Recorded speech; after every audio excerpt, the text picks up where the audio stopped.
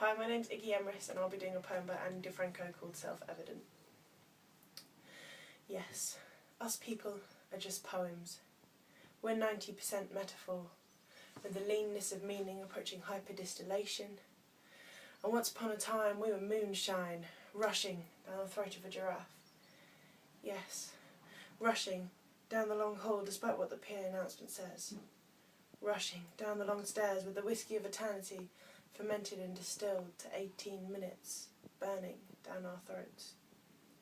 Down the hall, down the stairs in a building so tall that it will always be there.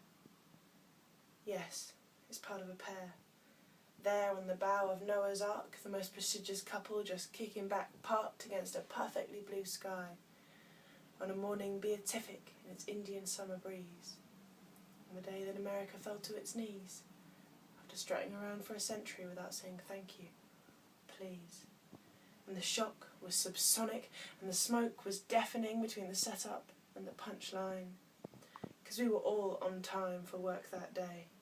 We all boarded that plane for it to fly, and then when the fires were raging, we all climbed up on the windowsill and we all held hands and jumped into the sky.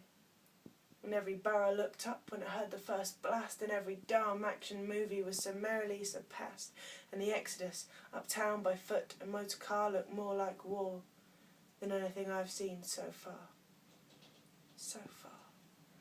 So fierce and ingenious, a poetic spectre so far gone that every jackass newscaster was struck dumb and stumbling over, oh my God, and this is unbelievable, and on, and I tell you what, while we're at it, you can keep the Pentagon, you can keep the propaganda, you can keep each and every TV that's been trying to convince me to participate in some prep school punk's plan to perpetuate retribution.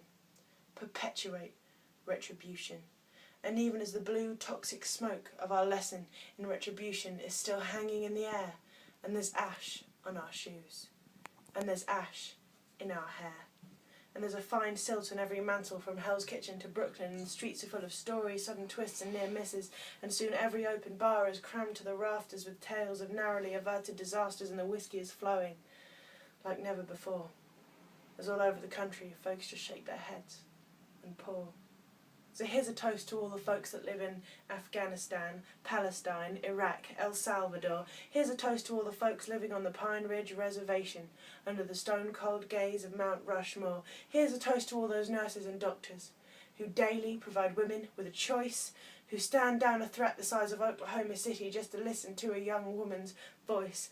Here's a toast to all the folks on death row right now, awaiting the executioner's guillotine, who are shackled there with dread and can only escape into their heads to find peace in the form of a dream. Because take away our PlayStations and we're a third world nation. And we hold these truths to be self-evident. Number 1, George W. Bush is not president. Number 2, America is not a true democracy. And number 3, the media is not fooling me. Because I am a poem heating hyperdistillation.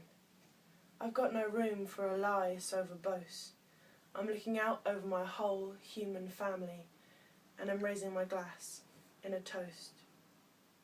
Because when one lone phone rang in 2001 at 10 after 9 and 911, which is the number we all called, when that phone rang right off the wall, right off our desk and down the long hall, down the long stairs in a building so tall that the whole world turned just to watch it fall.